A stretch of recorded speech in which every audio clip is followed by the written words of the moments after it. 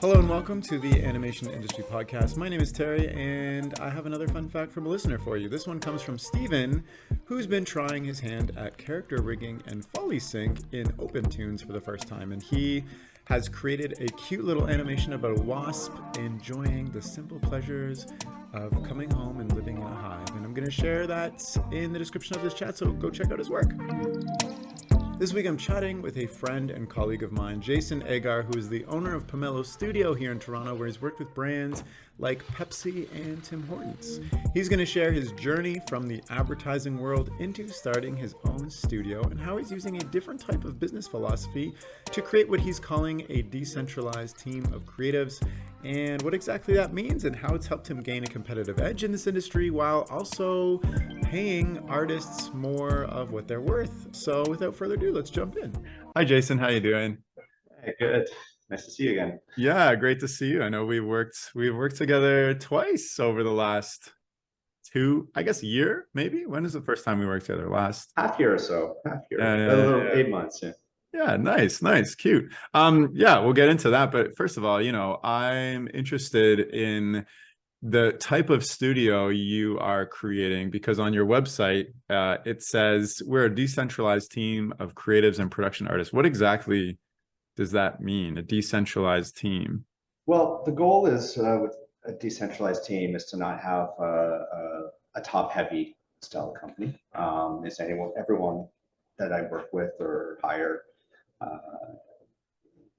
is expected to and run themselves like their own business, their own entrepreneur. Yeah. And then the goal is that anyone can work with anyone at the company. The company doesn't need to make up money off the work that they're doing, right? And they can bring work to the company as well. And the ultimate goal right now with that, and it's really infancy, I'm just playing with the business model of almost like a co-op, but not quite being a co-op. So you're like an animation studio that doesn't have any employees, essentially. Yeah, it's another way to put it. But we have a lot of partners at different scales. So a partner would be like another creative person who can jump on they have like After Effects skills, and you need somebody for a client project that needs After Effects, so they'll jump on your project. Yeah, that's it. So if I need a certain skill, 3D animation, stop frame animation, hand drawn, yeah. I'll pull them in as freelancers, contractors to the company, and then in some cases, actually, I'll have them lead the projects as well. And what makes it different is that I don't mark it up significant amounts at that point. So the difference, like a proper co-op might have a co-op fee. So every member of the co-op would be paying into the business. Then there'd be a whole voting structure and all these things that sort of make it really hard to make decisions at a company. Any company, it doesn't have to be animation or motion design. The problem with a for-profit company is that you end up with, over time, you'll end up with a very top-heavy model, a lot of middle management, and inefficiencies that sort of take away from the working dollars that go towards the people that are doing the work. Yeah. Right. So the idea is to reduce the management as much as we can. Right. The top heavy side, and that includes myself. Like, I'm not going to be one of these $500,000 a year CEOs type of people. Right. Reduce that. Share the work, the dollars out to those actually activating on it. Incentivize them to take more ownership in the work they're doing. Right. Yeah. And then try to create better work together. Yeah. So the model so far, it's only been 3 years. It started, company of one, as a lot do. It's like a freelance. I was just freelancing for a lot of the clients I used to work with, and then over time, it's like I'm getting overloaded, and you start bringing other people. So I start bringing people that have been freelancing with me for years, and in some cases, then I was like, okay, I'm going to take my fee out of this because I'm not doing anything on this project. You're managing it. You're working with the client. You're handling the whole thing. So, like, if I personally am not adding value to the work, why am I making money on the work, right? Now, full transparency, there is a little bit of markup in there, but that's built up to try and, manage our website, which is needing a bit of an update right now, reach out to clients, bookkeeping, all that kind of thing. Like there is an overhead to any company on the accounting side. Right. So we do maintain a markup there. But part of that also goes towards tools. I can offer freelancers and small businesses After Effects and Adobe. We just pay for it on their behalf, right? I can offer health benefits, right? And things like that. So at the current scale, it's working as long as those individuals are operating as a company and they have income from elsewhere as well. But as we grow, I'm sure we might end up in a situation where we'll have some full-time people, probably on the producer side. So you mentioned it was started as a company of one. Has that increased at all over 3 years?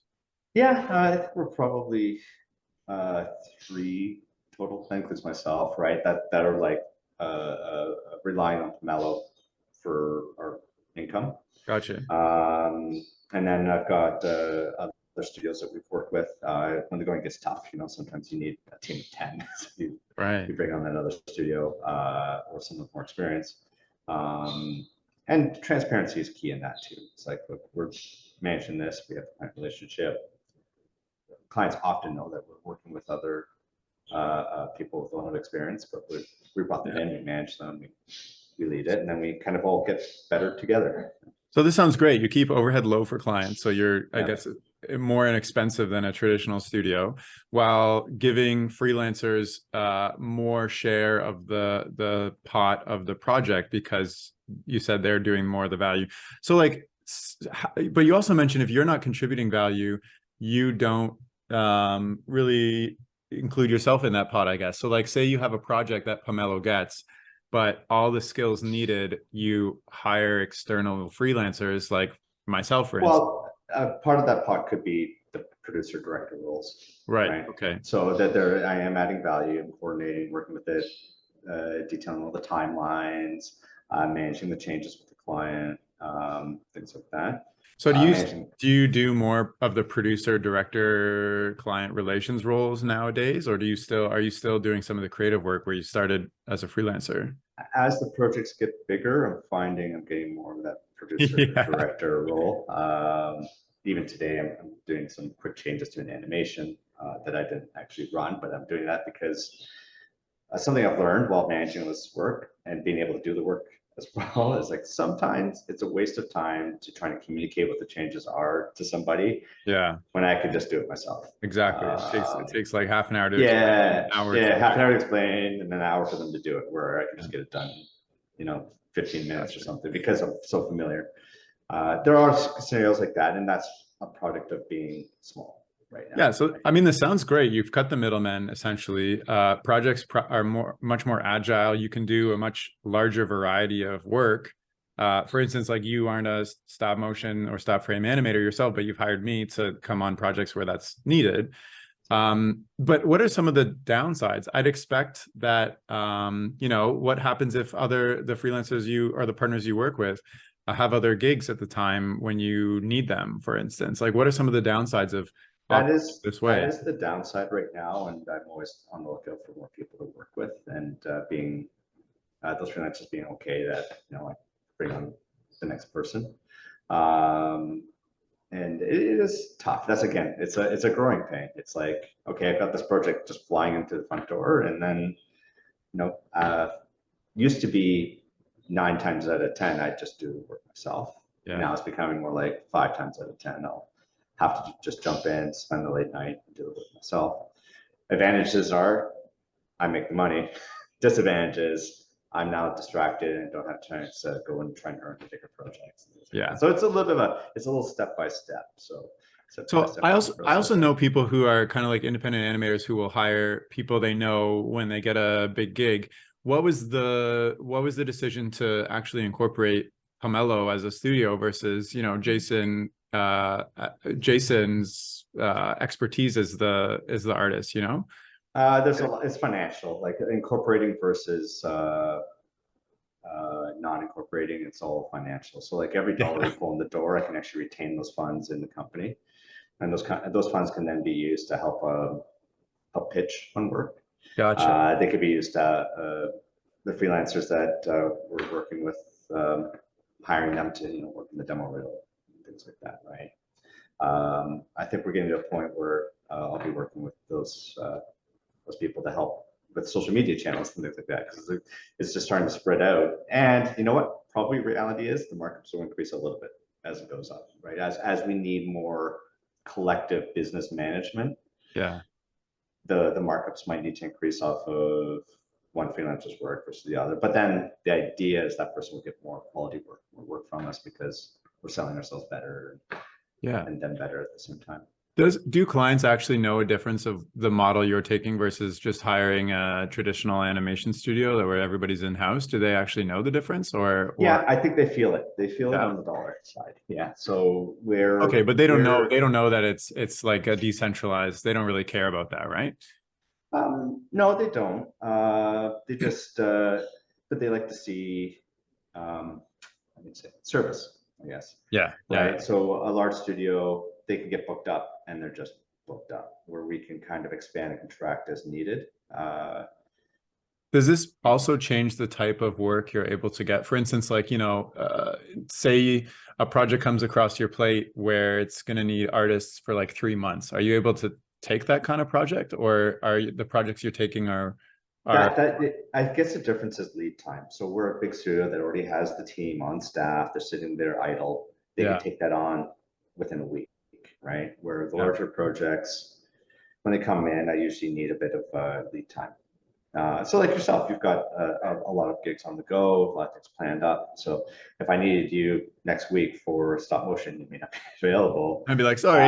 Yeah, I need to go find the next tier down. So, Yeah, or you know what, I need more lead time with the client. So gotcha. usually I expect a bit more booking time. Or you know what, I've done recently, we have a recent project coming up where there's video production component, and then there's the post animation component, editing for the whole bit.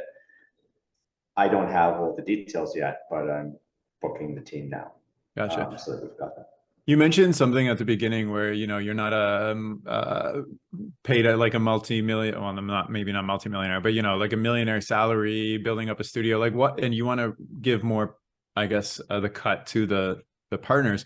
What is the reason? Like, what is the underlying philosophy that you're like? What is your reasoning for doing this and not making a studio where you can build up your financial power and get rich, etc. Yeah, Like not it everybody comes starts a from studio for those reasons. yeah, it's a it comes from a long career of working in a very capitalistic type of world. Advertising, by definition, is a capitalistic Yeah, you need. want to sell as Yeah, you many sell products your as possible. yeah, and make money trying to sell those products is the other thing too, right? So it's a but it comes from a long career of running my own company, I guess. Hmm. My business partner and back when they started in 2005, to date myself a little bit. It was our second year of school at OCAD. We were doing work for an advertising agency, just some basic editing and animation work. And they wouldn't pay us until we You're had a already company. working. You already had a business partner in your second year of OCAD. Yeah, yeah. Very ambitious from the start. He was working as an art director for the advertising agency, and Yeah, then they needed animation, and they wouldn't pay us until we started a small business. And I was like, oh, that's weird, but okay. It's probably more HST number related, I think, than anything. interesting. So we started a small business at the time called Stone Canoe, um, based on a long, even longer story. We won't Gotcha. get into that right now, but the idea of it was it had Canadian tone to it, and the idea is to of the name was suspension of disbelief. So we started as essentially production and art direction and design for other advertising agencies, and we did a lot of animation, a lot of like web banners, and we started getting into digital productions, micro gaming back when that was a thing on video, micro ad for gaming on Hmm. Facebook and everything. We did a lot of those.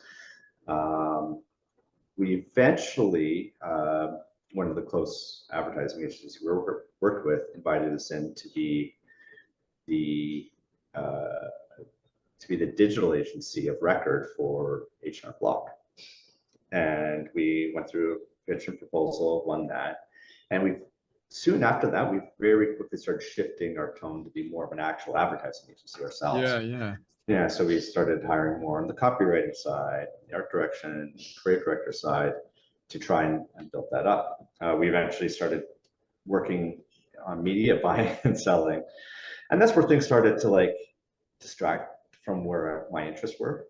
But yeah, it sounds like you were kind of just going with the flow a little bit. And yeah, I was going with the flow, trying to manage this whole company. I started getting way off the tools. Still had a heart, and actually one of our biggest money makers was still doing animation and advertising work for whether it's direct to client or to other advertising agencies. But both of us, because we started so young, we had no way to see the next step past that. Yeah, we became a little bit heavy on our end. We had I think I remember 10 full-time employees, a bunch of part-time and interns and everything kind of scattered in between. But our salaries were low back then. We managed ourselves really lean. We paid ourselves probably close to the lowest of the company. wow. And we did that to try and fuel growth, right? To try to keep more money in the company, to hire better talent that can take us to the next step. So we found that the next step was our inability to see what the next step was, right? And we tried consultants, we tried all these things, it just wasn't working. So we decided to look at mergers and acquisitions. Let's merge in and acquire, like someone buy us. We'll use you as our leadership because you have 20 years on us of experience running an advertising agency. Well, I mean, we looked at a variety of different companies who were hungry for us because at the time, digital advertising agencies were far and few between. We eventually did take a deal which allowed us to stay as ownership while having a holding company kind of aside, holding company essentially manage us. And it was good for a while. We learned a lot, and there was the painful growth part of having to let go of staff that weren't needed in the new company structure. But after a little while, the holding company had financial troubles, and that led down to us, cash flow problems, and the whole thing. And it became so now you're taking on like the larger company's issues. Yeah, they were taking on the larger company issues. And again, it's not like 100% their fault. They just got too greedy too quick. And so it was all management.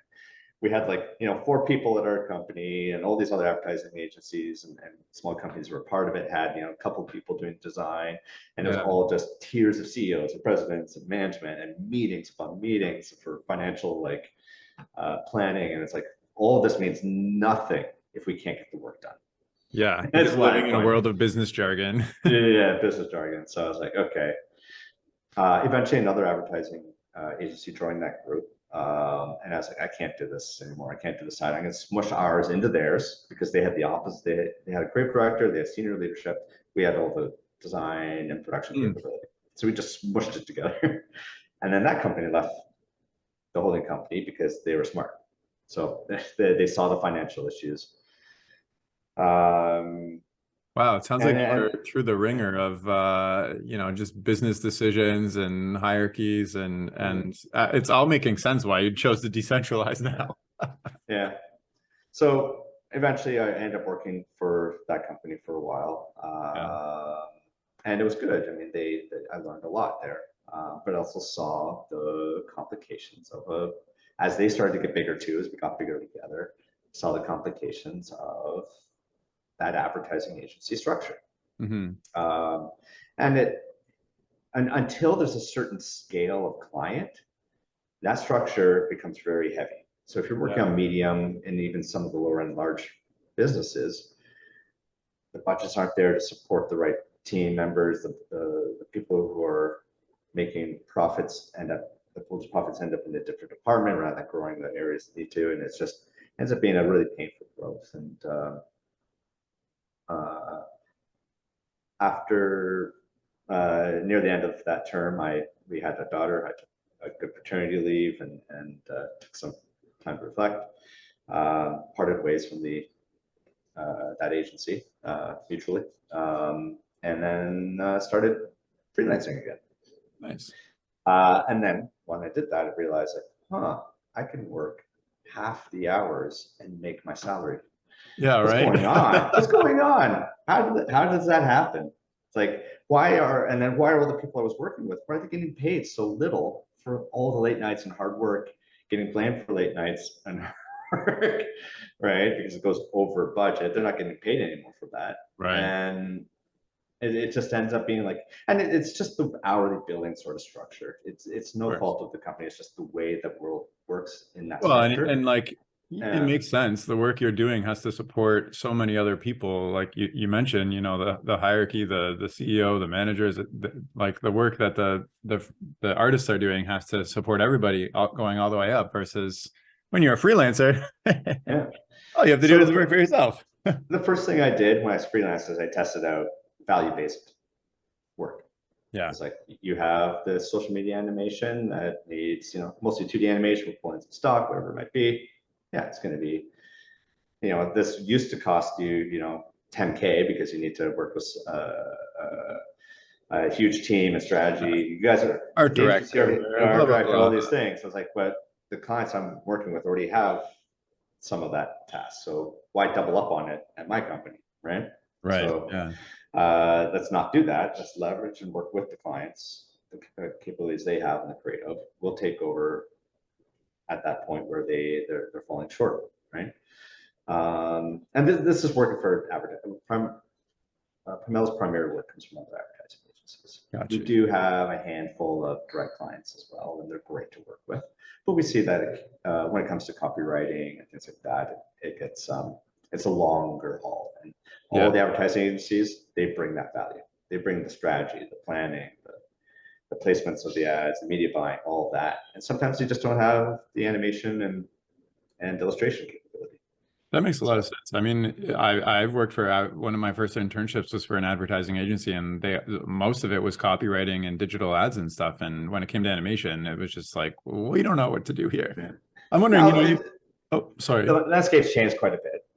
These advertising agencies have brought a lot of that in-house, but I'm just like, thank you. Okay, good. You guys, you do all that. You do pretty good at. Yeah. We'll take a step up the ladder and we'll start doing. It almost makes sense because I've been on the corporate side of things too, and every word in every word of copy in an advertising campaign has to be, you know, approved by the manager, the director. It goes back and forth through so many things, and that, you know, that kind of is set up to be in tandem with what an advertising agency offers, because they want that kind of treatment. But with animation, you know, the CEO of a big company doesn't really know much about animation themselves, so they're like, oh, it looks great, versus like they're fine-tuning the copy and they need to go back and forth a lot. I'm wondering, there's a bit of self-discovery in that. Like at the end of the day, I've learned through 20 years that I can work with advertising agencies. I should be working with advertising agencies. I shouldn't be at an advertising agency, right? Like, because once I'm buried into that, the expectations are so different. And the animation has a very hard time working hourly, right? Or billings like that. Now it's easier if we say we block out weeks or months on a project, right? Because it is a longer haul, or even days for likely social media posts. It would just be days. But what I found even better, and it's so weird, it just changes the mentality how everyone works. Try to remove the idea of time-based billings from the individual all the way up, and everyone works more efficiently. They're less distracted by tracking those hours than they are about getting the work done effectively, because then they can move on to the next one and make more money because they get faster, they get better, and each time. And it's such a weird way of thinking. I mean, I agree. I hate tracking my hours. When I have to track my hours, then I'm like, oh, was I so productive in this 1.5 hour segment versus this other, versus like, if you just let it go and let the creativity flow and get in the zone. How are you paying if it's a short-term project? Are you paying like here's a lump sum, just get it done, or like what is the? Yeah. Yeah. So right now for the smaller short-term scales, it's easier to just negotiate down the ladder. Yeah. So it's like the client could say, we have a $50,000 investment on this Great, I'll project. take it. Okay, ready, I'll take it, but I got to break it down based on everyone who's in there. So I'll usually do my first pass on it because I've had enough experience to be like, okay, producing directing might be Yeah, 5,000 off right out of the gate, and that just leads us down to still need producing directing, video production or shoot, and then we still need a bit of that in the post production side of animation. totally. But then it's like, okay, the animator, it'll probably take them, 3 days to work on this. Tell you what, how about we round that up to 5K? We'll call it 2 weeks because who knows? Well, it depends on the client too. You have to have experience with the client and the amount of overages that they tend to need and changes and things like that. And the other thing that helps then is clients get really frustrated with revision cycles, and they never, literally 0% of the time, adhere to 2 revision cycles or whatever, like Yeah, change right. cycles or feedback cycles. It's always more, almost always more, right? Sometimes less. So what do you do with that? It's like, well, how about we stop focusing on, like, spread it out a little bit. So on a single project, you don't bill based on, oh, you're just coming back for more. It's like, no, the scope was for this offering. We need you to consolidate the changes more. It's like, we get it. If the URLs was incorrect, no problem. We'll change it again, and we'll change it again. It's fine, but don't, like at some point, it's like, okay, you can just, instead of dinging them on the revision cycle, you just be like, take a quick minute, breathe, tell us what it's going to be or whatever. Like it just doesn't, the feedback cycles works. What does work is feedback stages. Interesting. Right. So in the storyboarding process, let's say it's like, look, we can go through a lot of revisions on these storyboards to a point. Like, we don't want to be redoing it because then we're rescoping this whole project, right? But you follow our process of like treatments, and we'll just pick a direction, and we'll focus in on the script and storyboards, and revise those a few times, whatever's quick and easy. At some point, we'll take those changes, we'll roll them into full color boards or working boards, depending on the project. And then take that into animation. By the time we're in the animation phase, it should just be QA, like quality assurance and things like that. If they start changing out scenes, that's where you start building. That's where you start hitting them. It's like, look, we have to go back to storyboards on this. So we're redoing this completely, rethinking it. That's where things start to get costly. Or you have to work with the client, be like, look, we're just going to have to do less animation on this particular project to maintain it. If budget's priority, we'll just slim it down, trim it down a bit, we'll make it work. Yeah, yeah. Or if not, if budget's not an issue, like, oh no, we're okay paying. Great, we'll just Thank follow you. that process. Yeah, well, it's just a process, it's Yeah, and then you follow that. So, and it's our job to guide them through that. Yeah, the projects that I've worked on with you, it's been really great to have you there, because like then I don't have to, because I do my own stuff with clients too, and going back and forth so much, but you're somebody who like understands them, has experience, knows how to talk to them. Projects I've worked on with you, I just don't even have to worry about that, because you just jump in and take over, and where I can just animate and just do the thing and not have to worry about all the revisions, etc. So that's great. You've been doing this for 3 years now. Whereas you first started in 2005, which is like 18 years ago. Oh yeah, I started losing my math there. Yeah, right. Crazy. How sustainable is this new way? Because you tried the other way for a good 15 years or whatever. How sustainable do you see this new way of kind of owning and operating a studio for you going forward? You've mentioned that it kind of fits in the small advertising space. Do you see it kind of staying the same, growing? Like, is this the sweet spot? I definitely see it growing. I want to create something that's self-sustained. Yeah. Again, my salary doesn't need to be giant on this thing, right? But my value should be well, like cost of living increases, inflation's going through I mean, you need that's to make some money. No, we're billing more just to compensate for that a bit. But, we're not. So what is bigger to you mean? Does it mean like a bigger repertoire of artist partners that can jump on for varied projects? Is it the bigger Yeah, type of it's projects? well managed, well paid teams, Yeah. right? That are working on recognizable work. Okay. So right now we do a lot of stuff that you'd be like, oh, I've seen that, but I don't know where it came from or anything. It's nothing like it doesn't resonate. Right now we're trying to get back in the world of creating something that makes an impact, Hmm. right? Like try What to would be an create impact to you? Like, what? uh it it could be an advertising impact, like or sorry, social impact. Let's say one of our clients, Tomorrow's that you've worked on. Yeah. Sorry, client has got advertising. Tomorrow's is the brand, but imagine if we get bigger work that everyone's like, oh man, that the ad itself hits. Uh, it's like going viral, I guess. Like people start to like recognize it. Okay. So it's the kind of stuff that wins awards. You know, it ends up telling stories. People uh, uh, remember it, Yeah, right? It yeah, makes yeah. it. I mean, that's the dream of every artist is really to create something memorable and impactful. I think that's great. Yeah, and to try and get some more direct direct client work. We're trying to. It's not written on the website or anything. I'm gonna have to update it, but I'm trying to look for the right clients and the type of work that is social, environmental, and Hmm. environmental good type of Yeah, yeah, clients. yeah. They could be for-profit companies like solar energy as an example, but they could also be nonprofits and NGOs.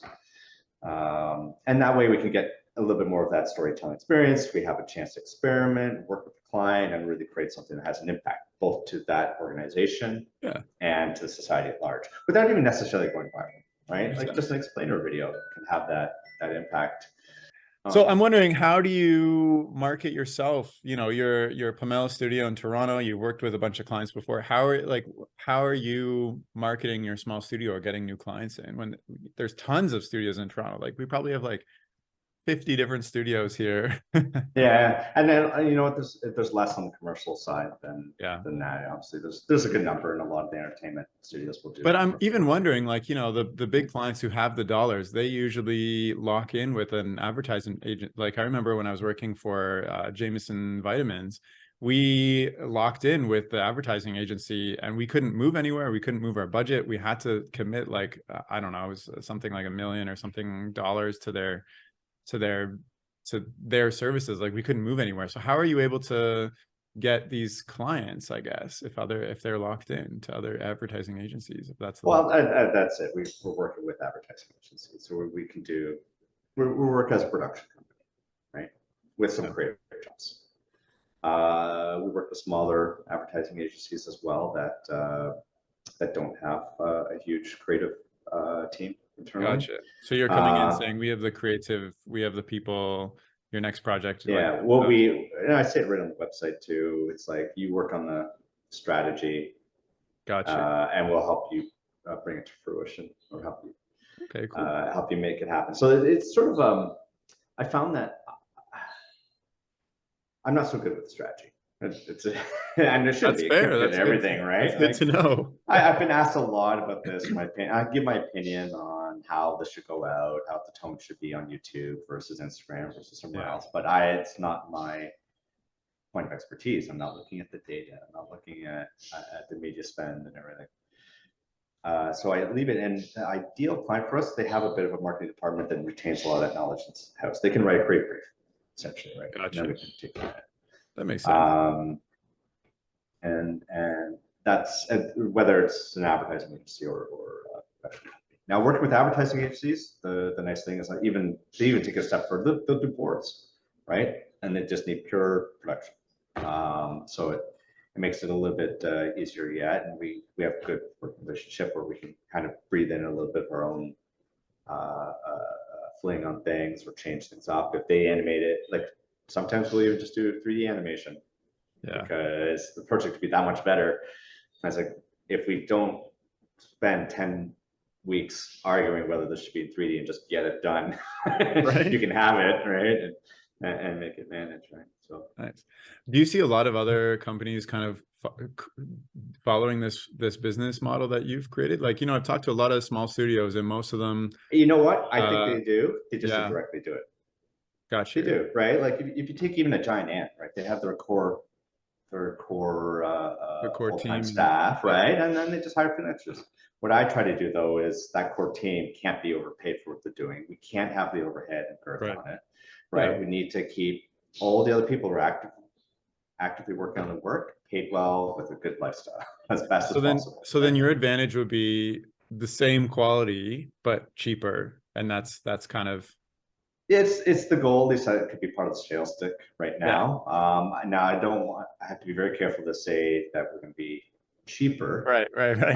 because it's not necessarily true. We have been more expensive, not more expensive than the big studios, but definitely more expensive than other small studios and freelancers, right?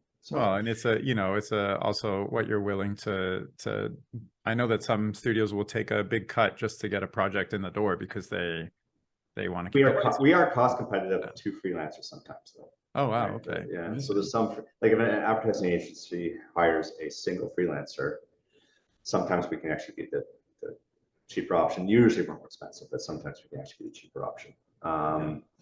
And that's not that I want to take away from the freelancer. They deserve the work too. They deserve the pay. But at some point, the world needs to understand that like you as a freelancer, you're a business of one. You need to operate like a company. You need to have the overhead and be able to get the work done as efficiently. It's not about a quick buck, right? Yeah. Well, as a hard work. freelancer myself, like I enjoy this because like I don't have to do anything to you bring in the clients, and when you have a need, you just say, "Hey Terry, we want to do some stop motion. Are you available?" And I'm like, yeah, sure, and that's the other thing too. It's like I'm not interested in hiring talent agencies, right, for talent or being a talent agent, right? So a talent agency usually minimum markup that they have is 25% on whatever that could be a full-time salary, 25%, or it could be hourly 25 or more, right? So it's like, at what point it's like, okay, all they did, and they did work. I mean, they helped coordinate and get people together, but at the end of the day, the value that they're getting paid for just finding people or just connecting them, because it's still up to the company to go through their hiring process, right? It's still up to the individual to get the work done, but now they're working at minimum wage, not 25 bucks an hour or something, right? At least, right? So it's like, no, we gotta strip some things out of the system here. There's enough digital tools out there with LinkedIn, things you can find freelancers. You just have to improve our process of getting a roster going. But you know, there's people out there, and I could say they're a dime a dozen, but they're not. They deserve the extra dime. So it's even the work we did together. You gave me your day rate. I said, no, no. You give me the rate that you give the talent agents. That's not the fair rate. We gotta up that. This is a lot of work. There's a bit of extra lead time, and you gave us a little extra your time for planning without having to think about it because you're getting paid well for the animation days. Yeah, exactly. Right. And that's the idea. Is like slim this down, you get more out of the person. I mean, right? Yeah, that was something that surprised me, and I was happy with you because you know my other conversations with other clients is they don't want to pay anything and they want double your value basically. Sometimes I talk to people and they're like, "Can you create a 10-minute animation for my company and what's it going to cost?" And I give them like a very reasonable rate, and they're like, "Oh my goodness, I didn't know animation was going to be this expensive. Goodbye." Like, and you know it might backfire in the long run. We might get a stagnant point, right? And we're starting to hit that in terms of revenue and growth and the type of work we're getting. It's like I might need to either up the rates, up the markup, so we can get to the next stage of having, because it takes a lot of my time to both work on the work and activate the business. Where I'm going to have to start hiring towards a bit more of either, and then I need to make money off of a bit more of either, well, one or the other, right? So it's we might end up, you know what, dollar for dollar, if you run the business model, it might look very close to a small studio. Fair. But why sit there and grind and going, oh, it's not fair, we're not getting paid enough, the clients aren't getting paid enough. It's like, no, you are. You just keep telling yourself you're not because you're trying to think about it in a traditional markup sense rather than a value sense, right? Yeah. Well, it is a business after all, and like you know, the toughest part of being an artist is just figuring out how to get where's the money, to keep going. So I know we're a little bit short on time here. I'm just wondering, you know, what keeps you excited about running this, going into the future? You know, you've been in the advertising space for almost 20 years. You've chosen this new model, worked on some really cool things. You're planning on, getting into more social impact. Like what keeps you excited about going forward with this new model?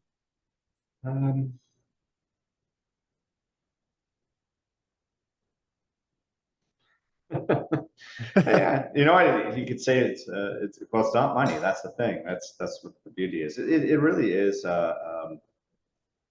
recognition Yeah. for the work, and creating a studio that makes an industry impact. Yeah. That gets every single advertising and production company to think differently about how they're structuring their business. That's a little bit more employee based or staff based, or the people doing the work based, right? And it's so easy to get greedy. It really is. You get there's, oh, I can just make this much more money in this project. Work them up just a little bit more because the client's got it. And you're just like, Yeah, no. right. You got it. Every time I'm always having to hold myself back going, no, I don't deserve this. Let's give it to the people that need it off the project. Like we need to divvy it up. My only job is to make sure that it's fairly placed for the roles. And it's a little chaotic right now. Sometimes people are, I will admit, I do tell people, but sometimes I'll have work that's underpaid. You can say no, right? Yeah. And then I have to front it because I'm trying to maintain the client relationship right now. So makes sense. Yeah.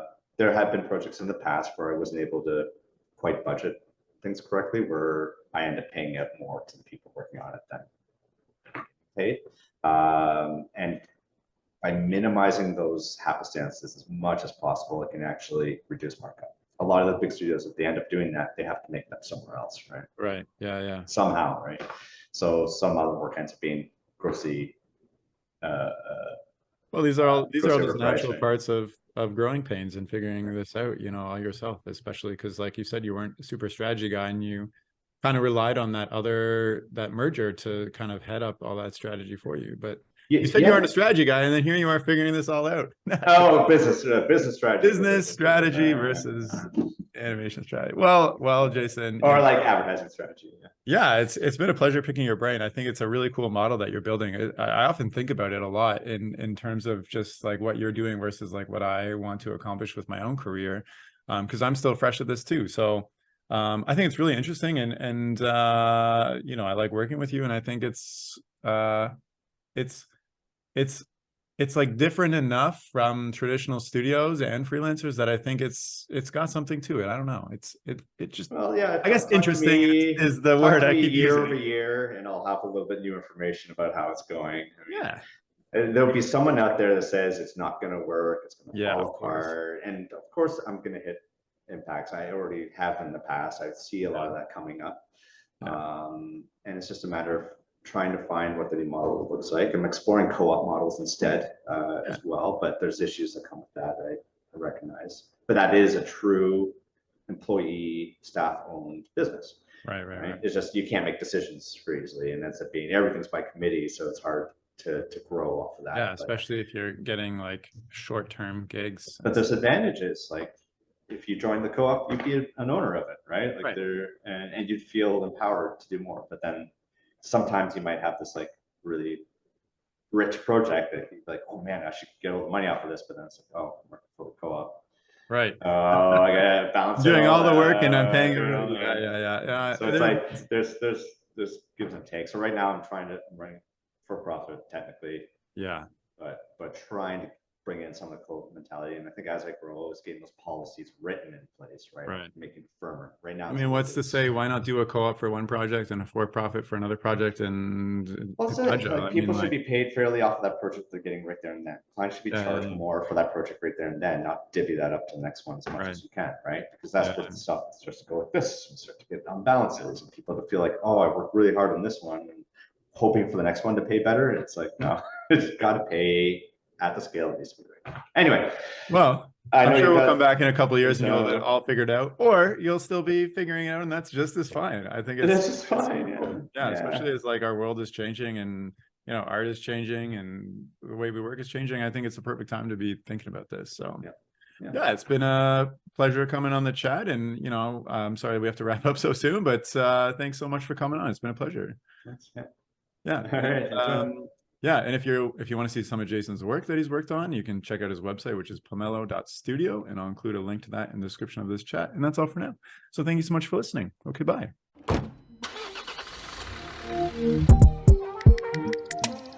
The music for this podcast was composed by Willem Mendo and the graphics by Luhan Wang. I encourage you to look them up if you've enjoyed their work.